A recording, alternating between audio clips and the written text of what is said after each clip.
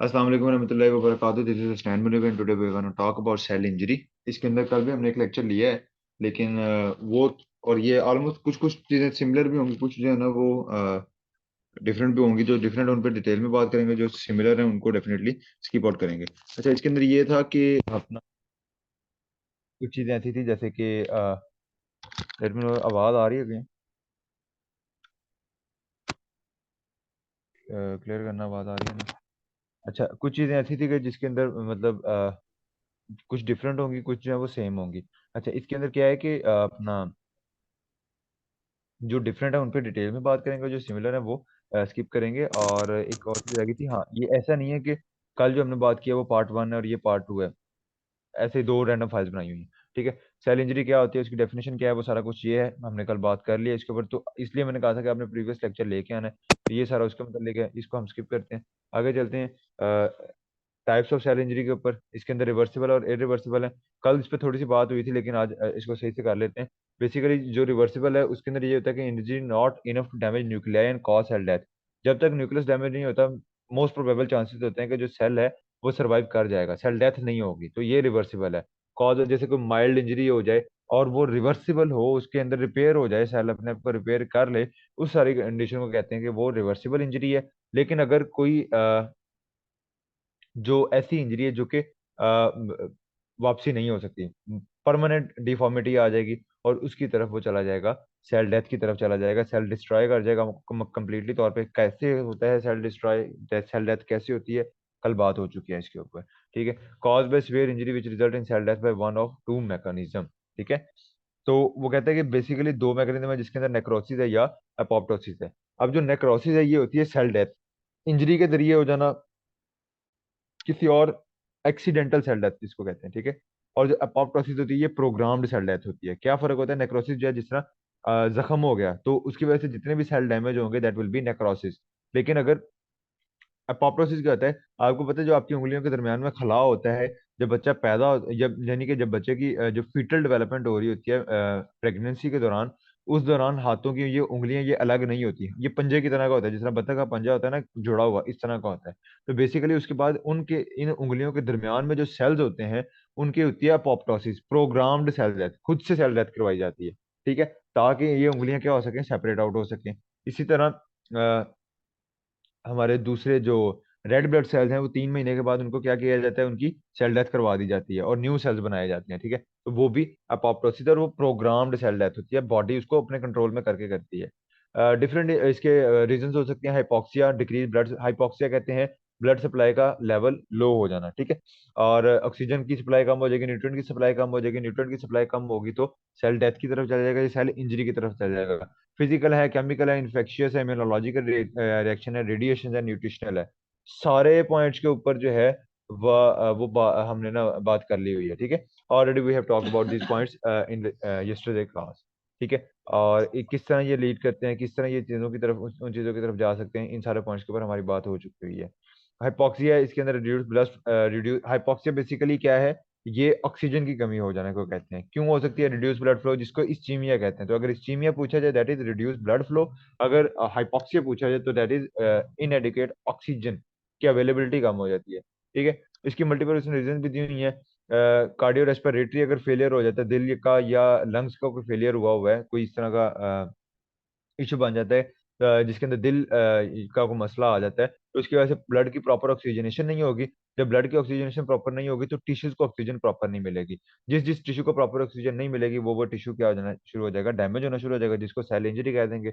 Overall blood की capacity कम हो जाए अगर, जैसे कि एनीमिया के अंदर एच बी डाउन हो जाएगी, तब भी ऑक्सीजन प्रॉपर कैरी नहीं की जा पाएगी। ठीक है। या किसी केस में ब्लड लॉस इतना सीवियर हो जाए कि बॉडी के अंदर ब्लड की शॉर्टेज हो जाए, तो उन सारी condition ultimately will lead to hypoxia, and hypoxia will lead to cell injury. Iatrogenic हो सकता है, जो कि हमारा डिजीज रिलेटेड हो सकता है, हॉस्पिटल के अंदर जाके कोई इन्फेक्शन हो गया। ठीक है। एट्रोजेनिक वैसे हॉस्पिटल रिलेटेड होता है, तो हॉस्पिटल में गए, वहाँ कोई इन्फेक्शन हो गया, इन्फेक्शन की वजह से आगे फर्दर ऑन कोई इस तरह की चीजें आ गई, और बाकी जो है वो साइड पे फैक्टर्स लिखे हुए हैं। ठीक है। उसके बाद हम general mechanism of cell injury, इसके अंदर ये पांच उसने लिखे हुए हैं। एटीपी डिफ्लेशन, हाइपोक्सिया होगा, जब हाइपोक्सिया नहीं होगा तो ऑक्सीडेटिव फॉस्फोराइलेशन, यानी कि ऑक्सीजन नहीं है तो जो ग्लूकोज है या ग्लाइकोलाइसिस नहीं हो पाएगी, उसके अंदर जो ऑक्सीडेटिव फॉस्फोराइलेशन होनी होती है वो नहीं हो पाएगी, और जब वो नहीं हो पाएगी तो ऑटोमेटिकली सेल को एनर्जी नहीं मिलेगी, जो कि एटीपी डिप्लीशन की तरफ जाएगा, और एटीपी डिप्लीशन की वजह से सेल जो है वो इंजर हो जाएगा। ठीक है। मेम्ब्रेन डैमेज हो सकता है, किसकी वजह से हो सकता है? Oxygen derive free radical, disturbance of cellular metabolism and genetic damage. कहते हैं कि ये दोनों जो ऊपर वाले पॉइंट है कि membrane damage oxygen derive free radical की वजह से कोई मेम्ब्रेन डैमेज हो जाए, या सेलुलर मेटाबॉलिज्म, ये पॉइंट एक है बेसिकली। अगर मैं इसको एनेबल एडिटिंग करूँ ना, ये पॉइंट इस तरह आएगा कि ऑक्सीजन डिराइव फ्री रेडिकल की वजह से कोई डैमेज हो जाए, या कोई सेलुलर मेटाबॉलिज्म, जिसमें मैंने कहा था प्रोटीन सिंथेसिस है वो खराब हो जाए, या कोई नॉर्मल प्रोसेस चल रहा है उसके अंदर कोई डिस्ट्रप्शन आ जाए, वो भी सेल इंजरी की तरफ जाते हैं। और उसके अलावा जेनेटिक डैमेज, जिसको कहते हैं न्यूक्लियर लेवल पे कोई डीएनए डैमेज हो जाए, कोई इन्फेक्शन की वजह से या किसी और वजह से, तो उसकी वजह से भी सेल जो है वो इंजरी की तरफ जाता है या डेथ की तरफ चला जाता है। Cell injury result from different biochemical mechanism acting on several essential cellular components। Basically ये बहुत सारे डिफरेंट मैकेनिज्म है इसके अंदर। इसके पहले दो पॉइंट शायद यहाँ पे नीचे आएंगे, चलो बता। जो डिफरेंट बायोकेमिकल मैकेनिज्म है वो उनके जरिए सारे इंजरी होती है। The cellular component that are most frequently damage by injury stimuli include mitochondria. कल भी बात की थी कि जो सबसे मेन पोर्शंस हैं जो अफेक्ट हो सकते हैं या जिसकी वजह से सेल इंजरी हो सकती है, दैट इज माइटोकॉन्ड्रिया। सबसे वल्नरेबल ऑर्गेनेली है। उसके बाद सेल मेम्ब्रेन है, प्रोटीन सिंथेसिस की जितनी पूरी मशीनरी, उसके अंदर आरएनए भी आ जाएगा, राइबोसोम भी आ जाएंगे, ठीक है, आपका डीएनए भी आ जाएगा, और अल्टीमेटली डीएनए भी। तो ये जितने भी ऑर्गन्स हैं इनको डैमेज होता है, ये जितनी भी ऑर्गेनेलीज हैं बेसिकली इनको डैमेज होता है, जिसकी वजह से जो सेल है वो डैमेज कर जाता है। ठीक है।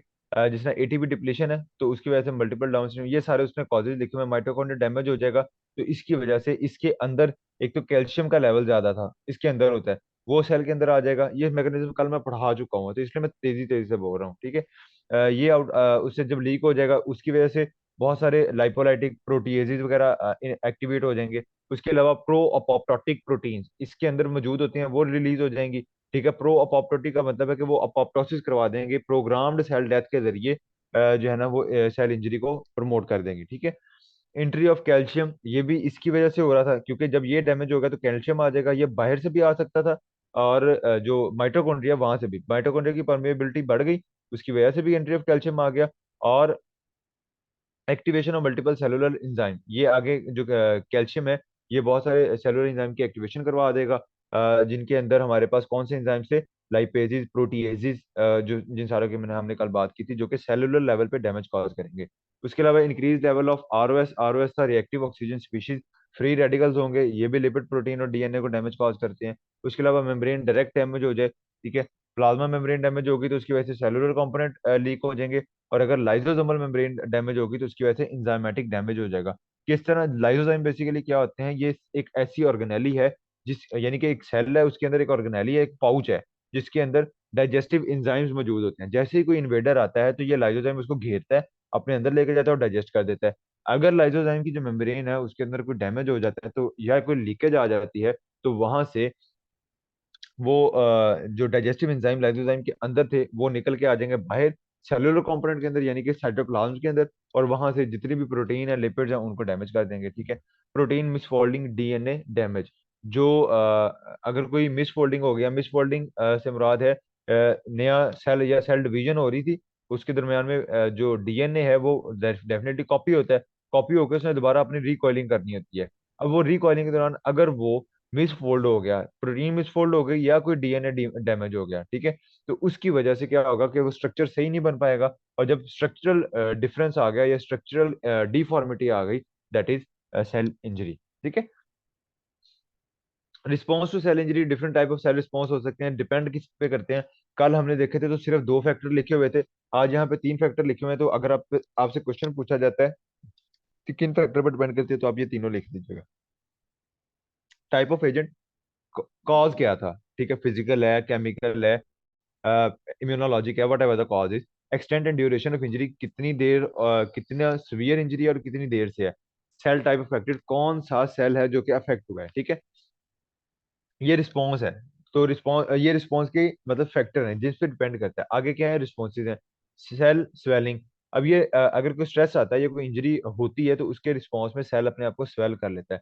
Renal tubular cell deprived of adequate supply blood supply. अब वो जिस तरह वो कहता है कि renal tubular supply cells, renal कहते हैं किडनी के ट्यूब्यूलर पोर्शन होता है, ट्यूब ट्यूब वाला पोर्शन जो किडनी का होता है, उनको कहते हैं रीनल ट्यूबुलर सेल्स। अगर इनको ब्लड सप्लाई नहीं मिलती तो ये अपने आप को स्वेल कर लेते हैं, ठीक है। तो टाइप ऑफ सेल के मुताबिक उसने बताया कि ये अगर इनको ब्लड सप्लाई ना मिले तो न्यूट्रन नहीं मिलेंगे, that will be a way to cell injury. तो सेल उसको किस तरह रिस्पॉन्ड करेगा, सेल स्वेल होना शुरू हो जाएगा। Ischemia, prolong lack of blood supply can lead to cell death. अगर इस्चीमिया ये एक कॉज है, ठीक है, कि अगर ब्लड सप्लाई प्रॉपरली नहीं आ रही तो उसकी वजह से सेल डेथ हो जाएगी। सब लिथर रिडक्शन इन ब्लड सप्लाई, या किसी एक तरफ जो है cell adaptation by decreasing their metabolic rate which could lead to recovery. If adaptation is inadequate then the death of the cell. तो बेसिकली अगर इस तरह की कोई कंडीशन आती है, वो कहता है कि ब्लड सप्लाई का लेवल कम हो जाता है, बिल्कुल बंद नहीं हुआ, कम हो गया, ठीक है, और कम होता जाएगा। अब सब लीथल, सब लीथल से मुराद है, लीथल होता है कि जहाँ पे जानलेवा, ठीक है, खत्म कर देगा। सब लीथल का मतलब है कि कहीं ना कहीं सेल उसको अडॉप्ट करने की कोशिश करेगा, ठीक है। अब सेल अडॉप्ट कैसे करता है, अपना मेटाबॉलिक रेट कम कर लेता है। मेटाबॉलिक रेट क्या है, जितनी ज्यादा उसके अंदर मेटाबॉलिज्म हो रही है उतनी ज्यादा उसको ऑक्सीजन चाहिए, वो मेटाबॉलिक रेट कम करेगा, ऑक्सीजन उसको कम रिक्वायर होगी, न्यूट्रिएंट उसको कम रिक्वायर होंगे, ठीक है। तो इस तरह सेल अपने आप को सर्वाइव करने की कोशिश करेगा, लेकिन ये मैकेनिज्म एक लिमिट तक चला सकता है। अगर प्रोलॉन्ग ब्लड सप्लाई की रुकी हुई है, उसकी वजह से सेल इस मैकेनिज्म की वजह से भी अल्टीमेटली क्या होगा, इसको सर्वाइव नहीं कर पाएगा और सेल डेथ हो जाएगी, ठीक है। अगर अडाप्टेशन वो प्रॉपरली नहीं कर पाया तो सेल जो है वो डाई कर जाएगा। Cell respond to stimuli and stressor in a variety of way to maintain homeostasis. यही दोबारा चीज उसने दोबारा लिखी हुई है कि डिफरेंट वे से सेल उसको रिस्पॉन्ड करता है। सेल स्वेलिंग रिवर्सिबल भी हो सकती है, डिपेंड करता है कि कितनी ड्यूरेशन है। अगर बहुत ज्यादा सीवियर स्ट्रेस आ गया है या बहुत ज्यादा लंबी देर से जो है वो इंजरी आई हुई है तो उसकी वजह से हो सकता है ये इरिवर्सिबल हो जाए। लेकिन सेल स्वेलिंग जो एक रिस्पॉन्स होता है सेल इंजरी के खिलाफ, या अगर कोई डैमेज हो गया तो उसके खिलाफ सेल रिस्पॉन्स करता है कि स्वेल स्वेल कर जाता है, तो वो रिवर्सिबल है, ठीक है। Not all cell injury result in cell death. सारों को सारी जो ऐसा नहीं है कि अगर इंजरी हो गई है तो अल्टीमेट उसके फेट यही है कि वो सेल डाई ही करेगा, सरवाइव भी कर सकता है। सब लिथल सेल इंजरी में result in cell degeneration and adaptation. वही दो पॉइंट कल भी किए थे कि या तो सेल डीजनरेट कर देगा, डीजनरेट से क्या मुराद है कि वो अपने आप को थोड़ा बहुत या उसकी डिफॉर्मिटी आ जाएगी, स्ट्रक्चरल या फंक्शनल डिफॉर्मिटी आ जाएगी, और या सेल जो है वो अडाप्टेशन की तरफ चला जाएगा कि वापसी अपने आप को नॉर्मलाइज कर लेगा। सेल और tissue respond to cell injury. अब ये तीन बेसिक वे हैं, अडॉप्टेशन है, डीजनरेशन है, या डेथ है। तीनों चीजें हम कल कर चुके हैं। Irreversible cell injury result in the death of a cell, ठीक है। अगर सेल की जो इंजरी है वो इरिवर्सिबल है तो वो डेथ की तरफ चली जाएगी। साइटोमॉर्फोलॉजिक चेंजेस इंक्लूड, साइटोमॉर्फोलॉजिक, मॉर्फोलॉजी कहते हैं स्ट्रक्चरल को, तो स्ट्रक्चरल चेंजेस आएंगे, ठीक है, जिनके अंदर प्लाज्मा मेम्ब्रेन डैमेज हो सकता है, calcium entry into the cell, mitochondrial swelling, vacuolization और अमॉर्फस डेंसिटीज, यानी कि उसके अंदर कैल्शियम की जो है ना वो एक्यूमुलेशन हो जाएगी, और लाइसोसोमल स्वेलिंग या लाइसोसोम स्वेल कर जाएगा और उसकी मेम्ब्रेन डैमेज हो जाएगी, कंटेंट लीकेज हो जाएंगे। सारी चीजों के ऊपर हम बात कर चुके हैं, सिर्फ ये miss arranged kind of data है जिसको आप अपने एक बार ओवरव्यू कर लो, इसको मतलब तरतीब शरतीब निकालोगे तो आपके लिए ये इजी हो जाएगी, ठीक है। कॉन्सेप्ट क्लियर होगा तो ये सारी चीजें हो जाएंगी। कॉजेज है हाइपोक्सिया, हाइपॉक्सिया होते हैं लो ऑक्सीजन सप्लाई, क्यों होती है, किस तरह होती है, आगे क्या करेगी, सारा कुछ हम डिस्कस कर चुके हैं। और एनोक्सिया होती है कंप्लीट ही जो ऑक्सीजन है वो अवेलेबल ना हो, ठीक है। और ऑक्सीजन जो है वो किसके लिए रिक्वायर्ड होती है, ऑक्सीडेटिव फॉस्फोराइलेशन के लिए, स्पेशली इन सेल्स के अंदर न्यूरॉन्स, हिपेटोसाइट्स यानी कि लीवर के सेल, कार्डियक मायोसाइट्स यानी कि दिल के सेल, और रिनल ट्यूब्यूल सेल्स। तो इन सेल्स को हाईली रिक्वायर्ड होती है ऑक्सीजन। अगर सेल ऑक्सीजन की जो सप्लाई है वो इन सेल्स की तरफ कम हो जाती है तो उसकी वजह से क्या होगा, अल्टीमेटली जो इन ये ज्यादा सीवियर रिस्पॉन्स शो करेंगे क्योंकि इनकी रिक्वायरमेंट थी, ठीक है। और आगे क्या होता है कि न्यूट्रिएंट सप्लाई नहीं है तो ऑक्सीडेटिव फॉस्फोराइलेशन नहीं है, एटीपी नहीं होगी, एटीपी डिप्लीट कर जाएगी, जब एटीपी नहीं होगी तो उसको यूटिलाइज मतलब उसकी वजह से प्रॉपर सेल जो है वो काम ही नहीं कर पाएगा और सेल डेथ हो जाएगी। Inadequate oxygenation of blood as a result of, ये डिफरेंट उसके मेथड लिखे हुए हैं कि क्यों क्यों किस किस वजह से ऑक्सीजन की सप्लाई इनएडिकेट हो सकती है। फिजिकल एजेंट के ऊपर हम कल बात कर चुके हैं। हीट की वजह से क्या होता है, हीट कम हो जाए, कोल्ड की वजह से क्या होता है, ये सारा कुछ मैंने कल बता दिया हुआ है। फिजिकल एजेंट्स के ऊपर भी बात हो चुकी है, इन्फेक्शियस एजेंट, बैक्टीरिया, प्रोटोजोअल के ऊपर हमारी शायद बात नहीं हुई है। Replicate in specific host cell resulting in destruction of infected cell, ऐसा जितना कोई इसके अंदर बात करने वाली है नहीं। ठीक है, कल हम मोस्टली इनमें से चीजें कर चुके हुए हैं। ठीक है, रिजल्टिंग जो इन्फेक्टेड सेल होगा वो डिस्ट्रॉय कर जाएगा metazoan parasites, cause inflammation, distort tissue and use host nutrient. ये ऐसे मेटाजोन पैरासाइट्स यानी कि ये प्रोटोजोआ के अंदर जो पैरासाइट्स होते हैं वो इन्फ्लेमेशन कॉज करते हैं, टिश्यू की डैमेज करते हैं, और न्यूट्रिएंट्स के जो होस्ट होता है, जिस यानी कि वो जो सेल है जिसके पे इन्होंने अटैक किया है, उससे न्यूट्रिएंट इनटेक करते हैं, मतलब उसका न्यूट्रिएंट इस्तेमाल करते हैं।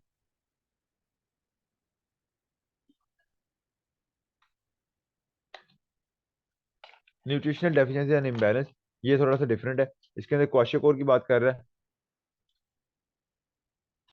क्वाशियोकोर बेसिकली क्या है कि प्रोटीन और कैलोरी डेफिशिएंसी है, कि प्रोटीन की भी डेफिशिएंसी हो जाती है, कैलोरीज डेफिशिएंसी भी होती है, यानी कि ओवरऑल स्टारवेशन चल रही है, बंदा कमजोर है, न्यूट्रिएंट अवेलेबल नहीं होंगे तो सेल डेथ की तरफ जाएगा।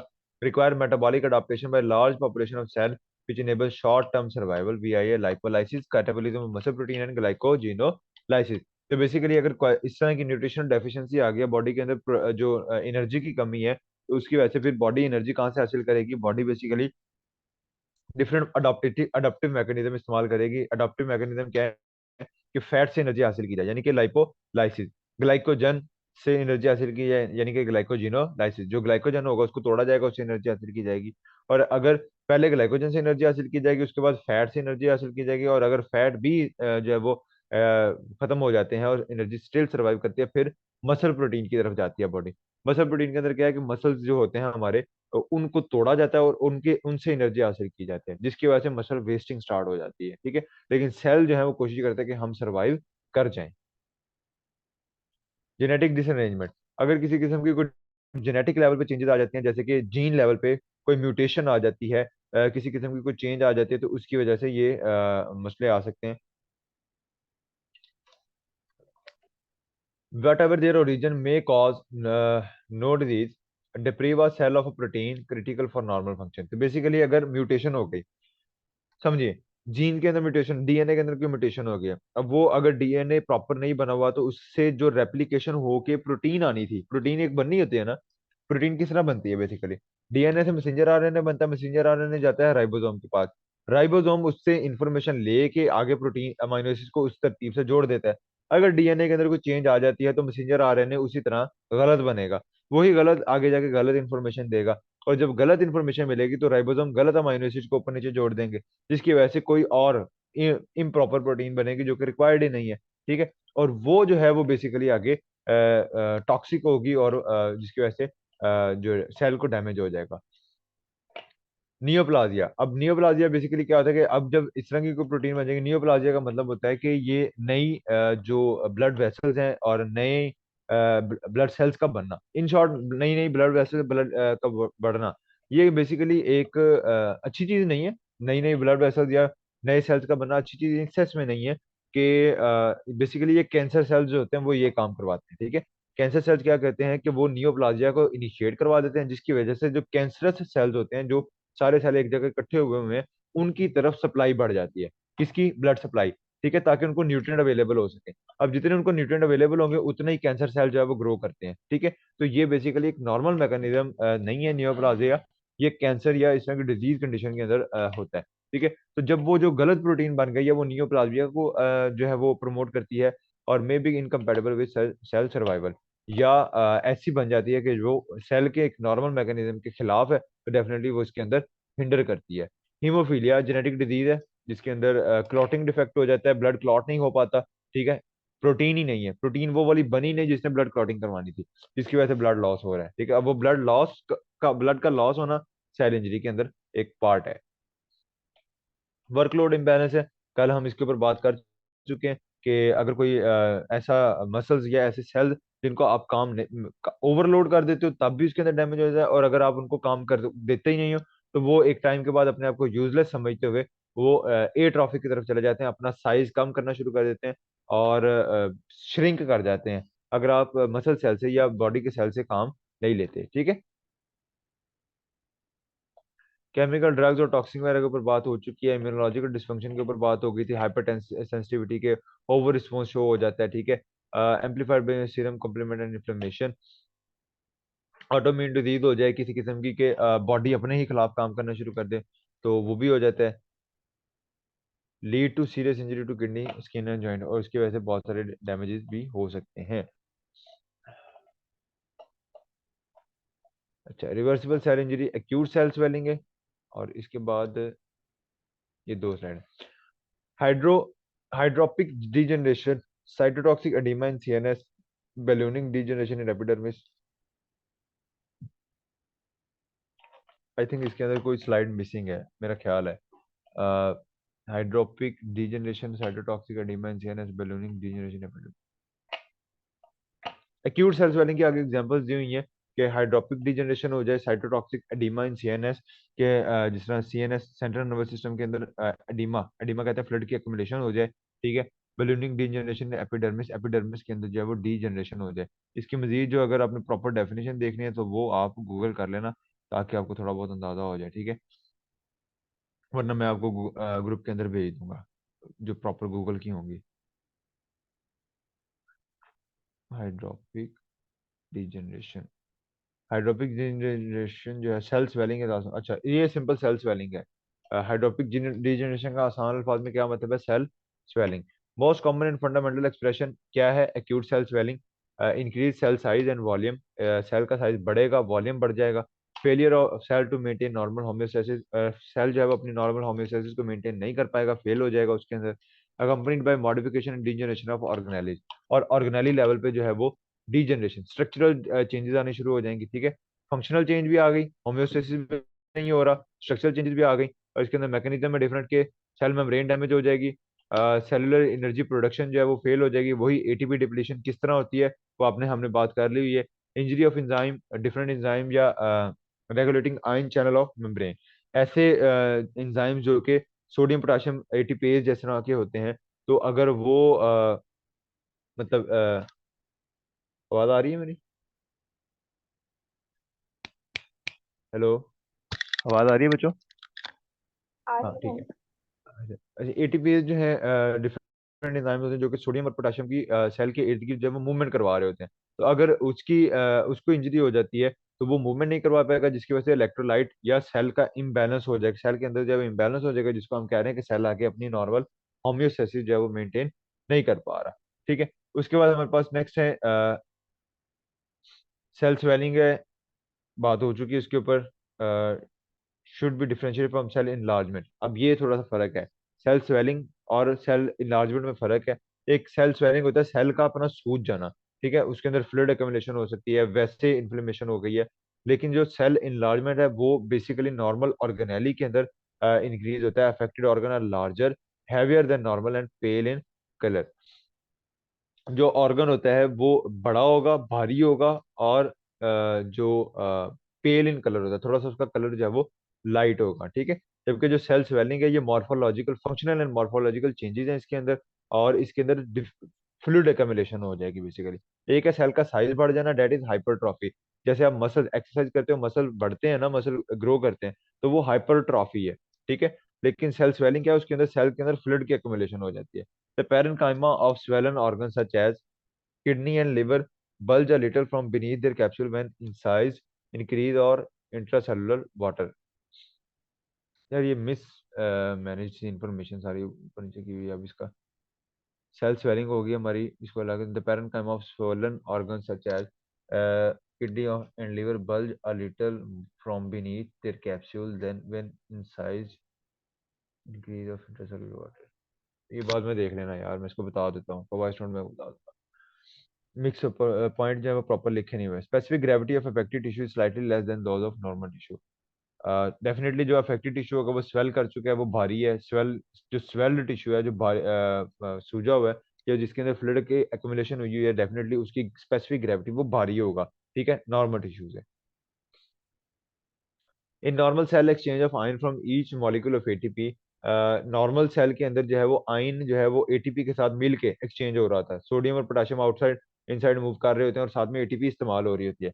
Energy pump move 3 Na out and 2 potassium into the cell, यानी कि जो पंप लगा होता है वहां पे वो सोडियम बाहर फेंक रहा होता है और पोटाशियम को अंदर फेंक रहा होता है। तीन सोडियम अगर बाहर जाते हैं तो दो पोटाशियम अंदर आते हैं, ठीक है। और maintain trans membrane ionic gradient require for normal nerve and muscle function. और इस बैलेंस की वजह से जो नॉर्मल एक नर्व फंक्शन है, जो एक सेल सिग्नलिंग हो रही है, जो सेल मेम्ब्रेन सिग्नल्स करते हैं एक दूसरे को, और जो अगर ब्रेन सिग्नल करता है तो वो जो करंट एक आता है, वो जो उसका एक जो मैकेनिज्म है उसके अंदर ये होता है कि ये इनका बैलेंस जो है वो मेंटेन रहना चाहिए, ठीक है।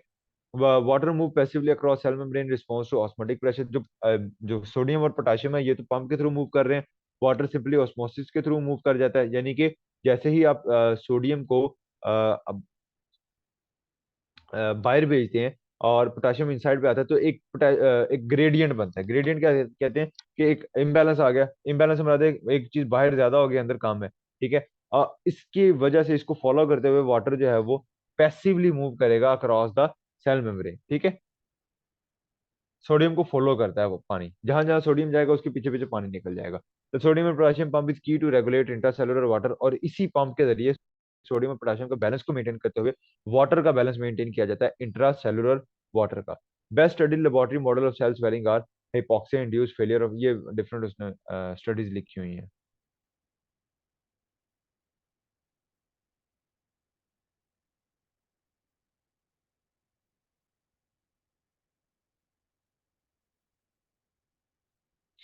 अच्छा, ये ऊपर वाले पॉइंट पढ़ लेना, कोई इसके अंदर ऐसा जितनी बात नहीं है। सेलुलर हाइपोक्सिया कर विद सफोकेशन निमोनिया। निमोनिया होता है कि सांस की बीमारी है तो सांस नहीं जब आएगा तो ऑक्सीजन की कमी हो जाएगी। शॉक हो जाएगा, किसी किस्म का कोई डैमेज आ जाए, सर्कुलेशन को कोई डैमेज आ जाए जिसके उस एक स्पेसिफिक साइड की तरफ ब्लड सप्लाई रुक जाए तो उसकी वजह से ऑक्सीजन की सप्लाई नहीं जा पाएगी। या माइटोकॉन्ड्रियल जो इंजाइम्स होते हैं उसके अंदर कोई किसी किस्म का कोई इशू आ जाए तो माइटोकॉन्ड्रियल इंजाइम्स ने ही जो सेलुलर रेस्पिरेशन है या जिसको हम ग्लाइकोलाइसिस कहते हैं वो करवानी होती है, तो उसकी वजह से भी सेलुलर हाइपोक्सिया हो जाएगा। एक्यूट अगर हाइपोक्सिक इंजरी हो जाती है तो सेल की ऑक्सीजन खत्म हो जाएगी, एरोबिक ऑक्सीडेटिव फॉस्फोराइलेशन नहीं होगी, एटीपी का लेवल फॉल कर जाएगा, जिसकी वजह से फोस्फोफ्रुक्टोकाइनेज एक एनारोबिक ग्लाइकोलाइसिस का स्टार्टिंग स्टेप है, रेगुलेटरी स्टेप है, वो इनिशिएट हो जाएगा। एनारोबिक मेटाबॉलिज्म में glucose rapidly deplete cell glycogen store leading to accumulation of intracellular lactate and inorganic phosphate. अब ये जो इन एनारोबिक जो कि फोस्फोफ्रुक्टोकाइनेज ने एनारोबिक ग्लाइकोलाइसिस को इनिशिएट करवाया, अब एनारोबिक ग्लाइकोलाइसिस जो है वो ग्लूकोज का इस्तेमाल ग्लूकोज यानी कि आसान अल्फाज में ग्लाइकोजन के स्टोर को इस्तेमाल करेगी टू मेक ग्लूकोज, ठीक है। अब ग्लाइकोजन का स्टोर डिप्लीट कर देंगे जिसकी वजह से लैक्टेट प्रोड्यूस होगा, जिसको हम कहते हैं खलियां बढ़ जाना, ठीक है। तो ये जो खलियां बढ़ती हैं वो बेसिकली लैक्टेट की एकम्युलेशन हो जाती है। Some highly specialised cell type such as neurons. अब वो न्यूरॉन जो है वो एनारोबिकली एटीपी नहीं बना सकते, ठीक है।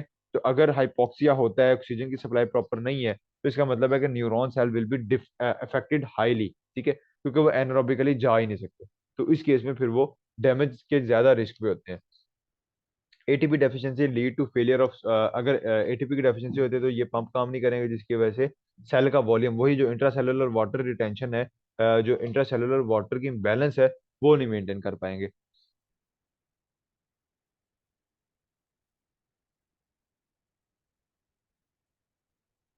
जी भी हमने लास्ट टाइम कर ली है, इसके ऊपर बात हो गई हुई है।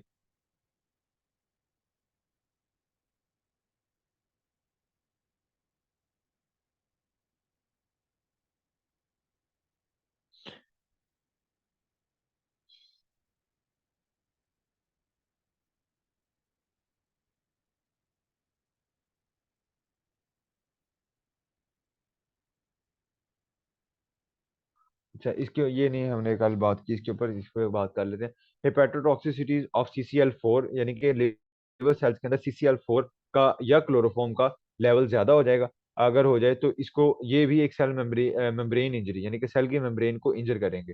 Toxic effect of CCl4 occur when chemical is converted to trichloromethyl radical CCl3 ठीक है। ये डॉट का मतलब है इसके ऊपर फ्री जो है वो अवेलेबिलिटी ऑफ इलेक्ट्रॉन है, एक इलेक्ट्रॉन इसके पास एक्स्ट्रा पड़ा हुआ है, ठीक है। वो कहते हैं कि जब CCl4 जो है वो CCl3 बन जाता है और उसके ऊपर एक फ्री रेडिकल की फॉर्म में उसके पास एक इलेक्ट्रॉन है, तो ये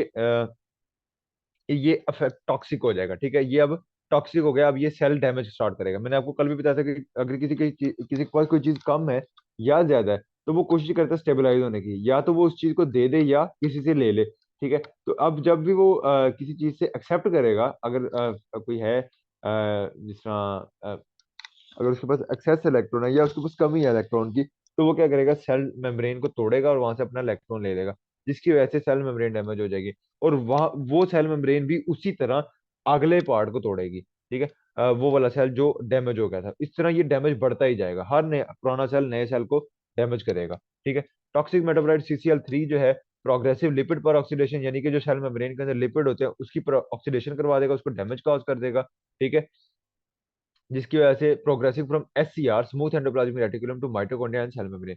तो बाहर से सेल मेम्ब्रेन को तोड़ा, अंदर स्मूथ एंडोप्लाज्मिक रेटिकुलम को तोड़ा, उसके बाद माइटोकॉन्ड्रिया और उसकी जो सेल मेम्ब्रेन है उन सारे हिस्सों को ये डैमेज करेगा। Fatty liver hepatic lesion associated with these two toxin. अब जो फैटी लीवर है उसके अंदर हेपेटिक, फैटी लीवर के अंदर एक सिम्टम है हेपेटिक लेजन्स। लेजन्स के अंदर दाने बन जाना, ठीक है। तो जिस तरह ये छाले बन जाना, ठीक है। तो अगर लिवर के ऊपर छाले बन जाते हैं वो भी इन दो टॉक्सिन की वजह से बनते हैं। Membrane attack complex of serum complement and hydrolysin of streptococci, ठीक है।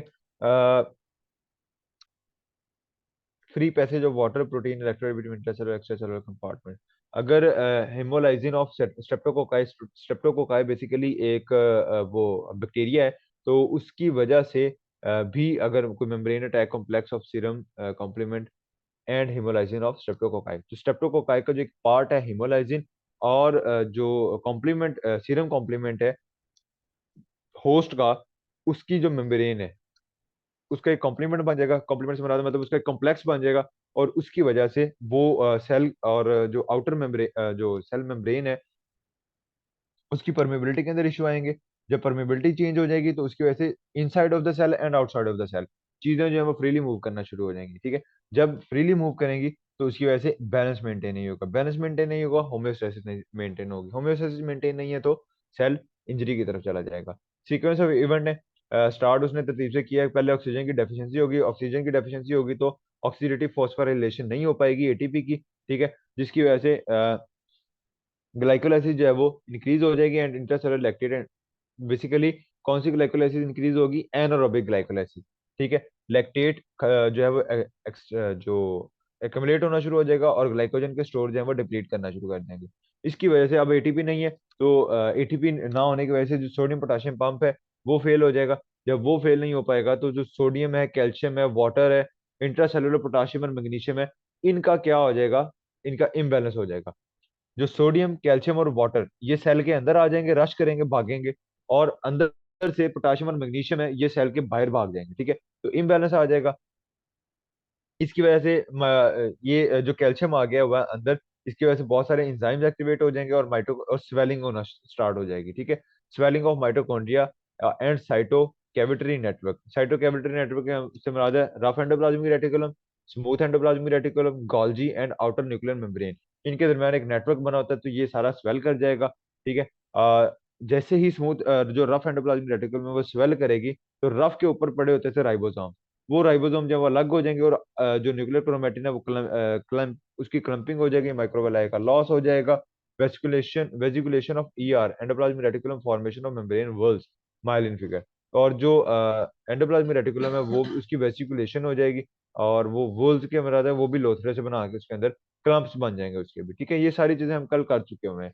Severe disruption of cell membrane, influx calcium आ गया definitely into mitochondria and cytosol. जो हमारा साइटोप्लाज्म है उसके अंदर कैल्शियम आ चुका है अच्छा खासा, जिसकी वजह से सेल इनलार्ज हो जाएगा और साइटोसोल जो है वो सेल से बाहर निकल जाएगा, और इसकी वजह से इरिवर्सिबल सेल इंजरी हो जाएगी जिसको डेथ कहते हैं। ये उसकी सम अपीयरेंस लिखी हुई है किस तरह का दिखता है। माइक्रोस्कोपिक अपीयरेंस देखेंगे तो वाटर अंदर आ चुका है, बल्ज है, बल्ज के मतलब वो गिल्टियां सी बनी होंगी, ठीक है।